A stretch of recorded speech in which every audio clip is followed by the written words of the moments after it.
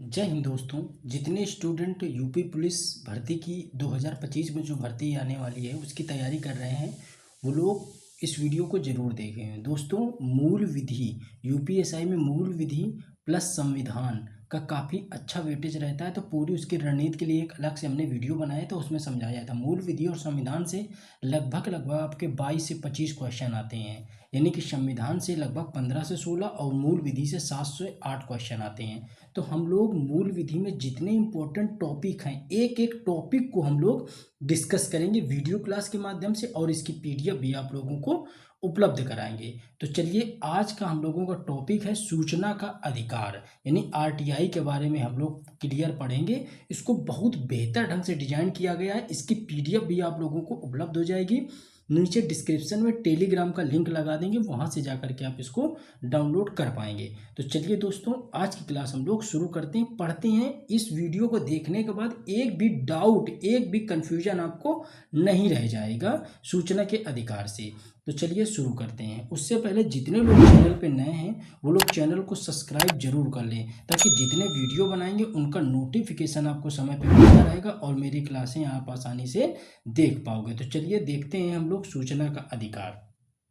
तो सबसे पहले देख लेते हैं सूचना के अधिकार में हमें क्या चीज़ें पढ़नी होती हैं। जैसे सूचना का अधिकार अधिनियम 2005 जो है, उसमें भ्रष्टाचार को कम करने, सरकार के कामकाज को पारदर्शी बनाने और नागरिकों को सशक्त बनाने के उद्देश्य से यह सूचना का अधिकार अधिनियम यानी आरटीआई बनाया गया 2005 में।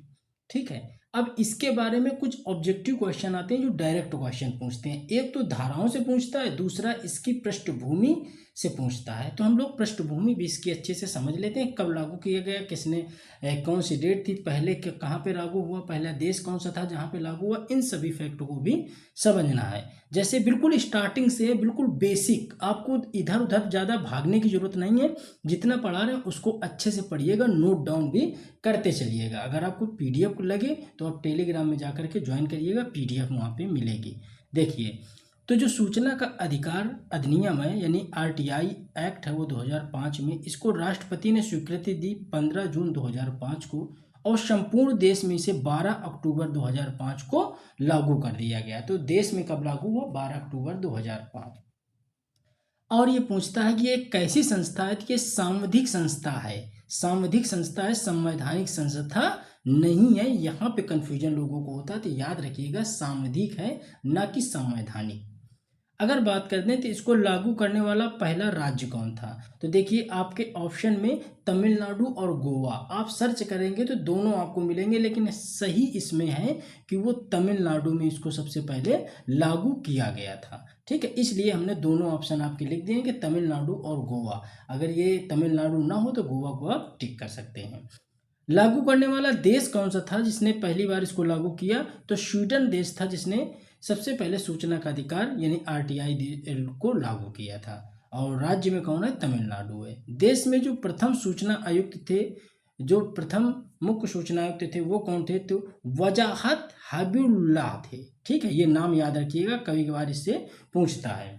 तो ये बात आपने अच्छे से समझ ली, कुछ फैक्ट थे, ये कुछ पॉइंट थे। चलिए अब आगे हम लोग देख लेते हैं कि ये जो सूचना बनाया गया, आरटीआई बनाया गया, सूचना अधिकार अधिनियम बनाया गया, क्या इसका उद्देश्य था। तो देखिए, इसका उद्देश्य था कि भ्रष्टाचार को रोका जाए, किसी चीज़ को पारदर्शी बनाया जाए।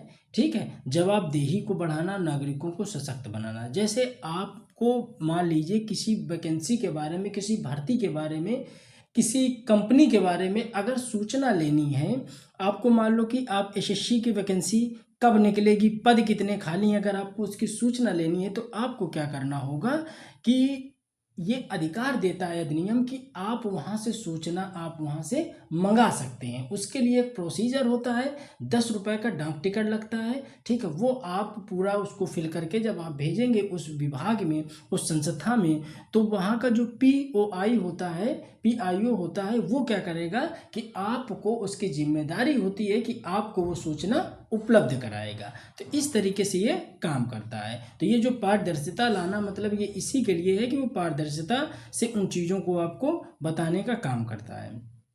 अब इसके प्रावधान देख लेते हैं कि किस तरीके से काम करता है। तो याद रखिएगा, अगर आपने सूचना मांगी है तो 30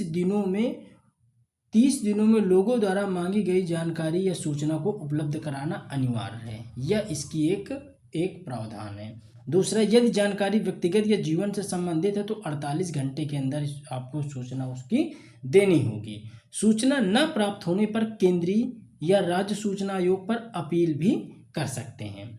सूचना से अगर आप असंतुष्ट हैं तो केंद्रीय या राज्य सूचना आयोग पर आप अपील कर सकते हैं। या तो आपको सूचना प्राप्त नहीं हो रही है तो जो राज्य सूचना आयोग है या केंद्रीय सूचना आयोग है, या फिर आप उस सूचना से असंतुष्ट हैं, आपको लगता है कि सही जानकारी नहीं मिली है, तो केंद्रीय सूचना आयोग या राज्य सूचना आयोग पे आप जाकर के क्या कर सकते हैं, अपील कर सकते हैं, PIL दायर कर सकते हैं। कोई सूचना गोपनीयता या देश की अखंडता से संबंधित होती है तो सूचना देने से इनकार किया जा सकता है। यानी आप जो सीक्रेट पॉलिसीज हैं, गोपनीयता संबंधी सूचना है या देश से रक्षा संबंधी सूचना है, सुरक्षा संबंधी सूचना है, तो आप उसको नहीं ले सकते हैं। सूचना लिखित या इलेक्ट्रॉनिक रूप में भी अनुरोध करके आप ले सकते हैं।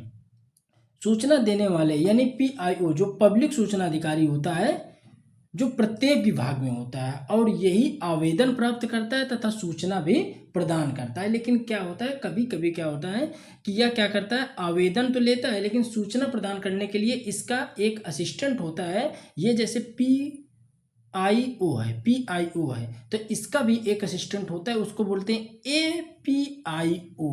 वो क्या करता है, आपको सूचना उपलब्ध कराता है। तो जरूरी नहीं है कि APIO हो, PIO भी आपको सूचना उपलब्ध करा सकता है।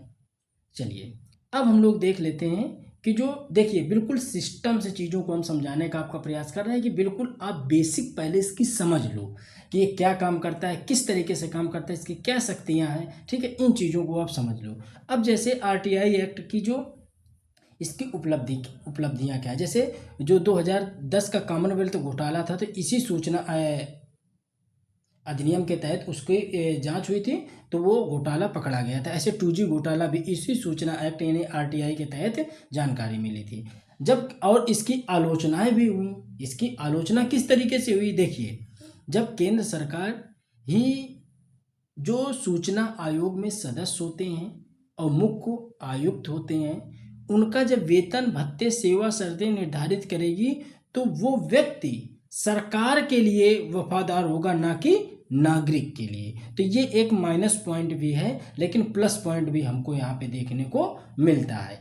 ठीक है, ये बात भी आप अच्छे से याद रखिएगा। अब देखिए, इस सूचना आयोग में यानी RTI एक्ट में संशोधन भी किया गया था। संशोधन 2019 में किया गया। पहले क्या था और अब क्या है, हम इस चीज़ को आपको बताना चाहते हैं कि जो पहले जो RTI था उसमें क्या था और अब जो 2019 के बाद था तो उसमें संशोधन क्या किया गया। क्वेश्चन देखो यहाँ से भी फ्रेम होता है।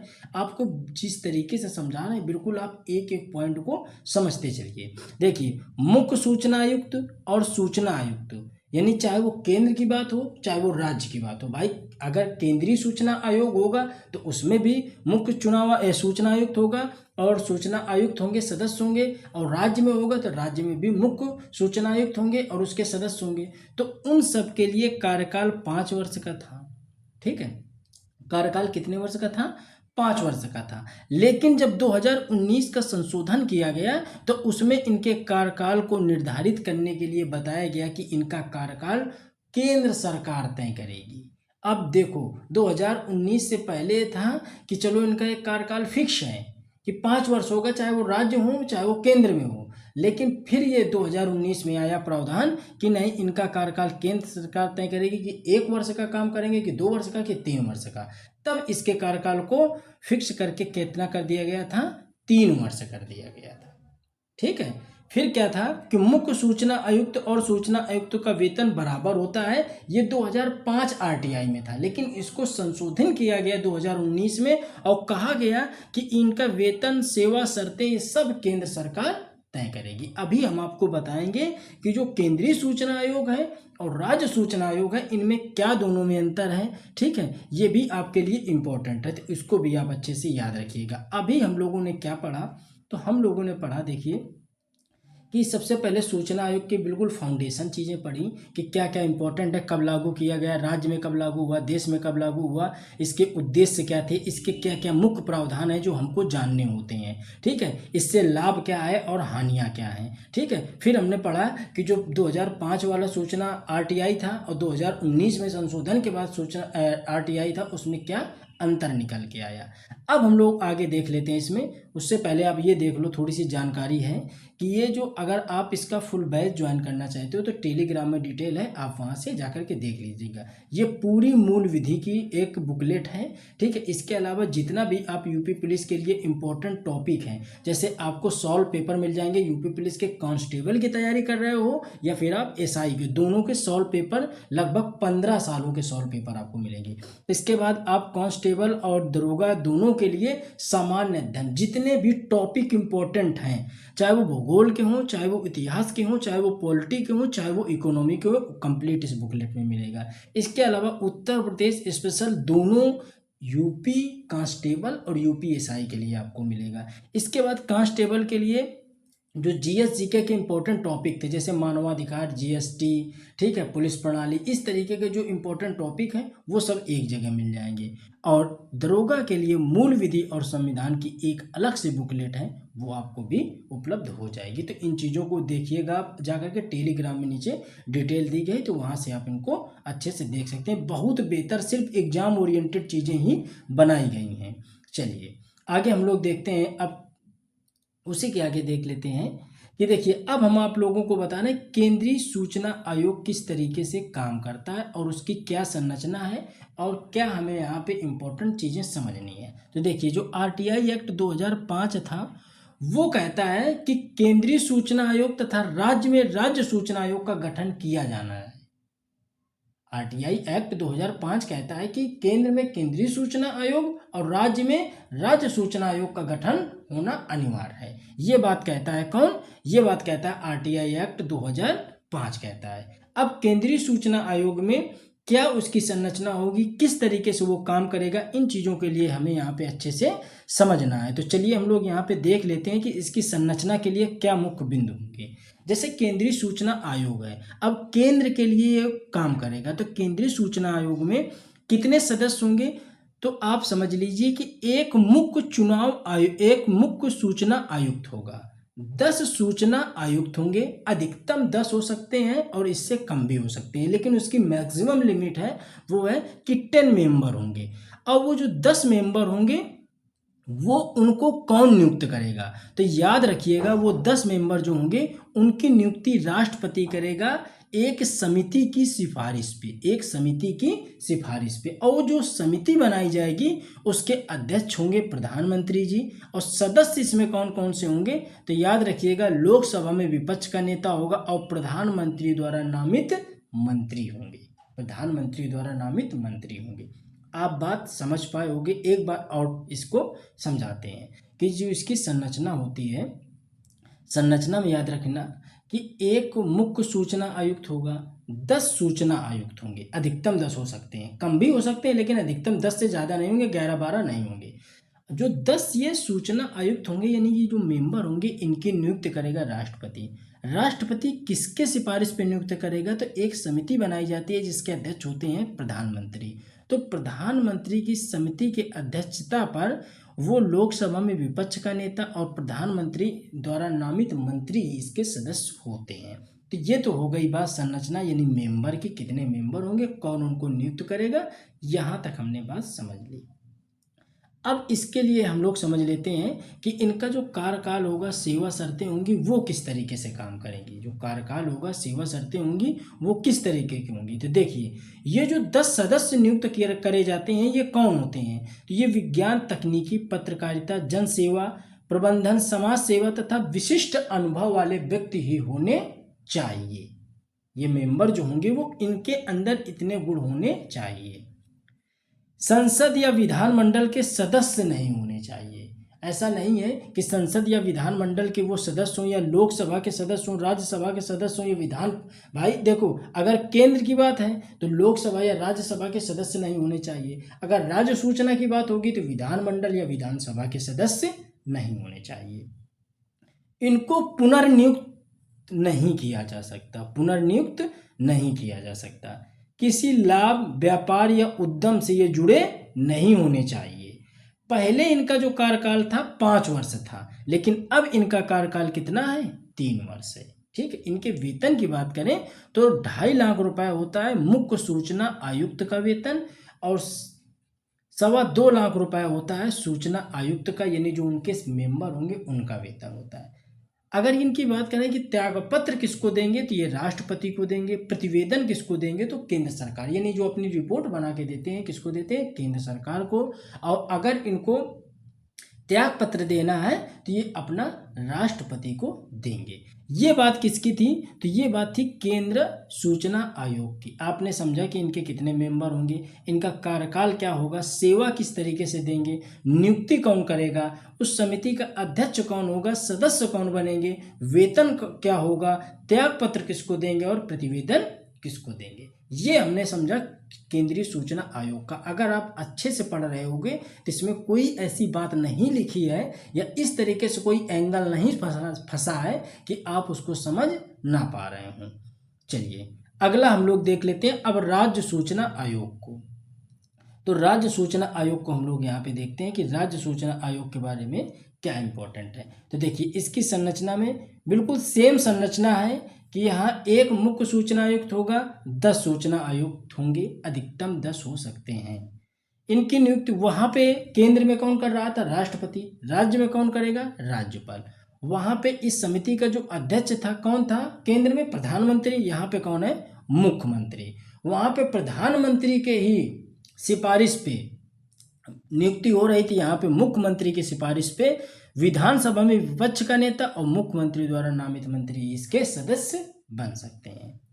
कार्यकाल और सेवा शर्तों की बात करें तो कार्यकाल 3 वर्ष या 65 वर्ष, जो पहले हो वो हो सकता है। ऐसे केंद्र में भी था कि 3 वर्ष या 65 वर्ष, यानी जो पहले हो जाएगा वही इसका माना जाएगा। मान लो कोई व्यक्ति 64 साल की उम्र में इसका सदस्य बनता है या मुख्य सूचना आयुक्त बनता है तो वो कितने साल काम करेगा? 1 साल। क्यों? 65 वर्ष इसकी अधिकतम है। ठीक है। अगर वो 60 साल में बनता है तो कितने साल में वो रिटायर हो जाएगा? 63 साल में। क्यों? क्योंकि वो फिर 3 साल काम करेगा। तो ये बात आप अच्छे से समझ पाए होंगे।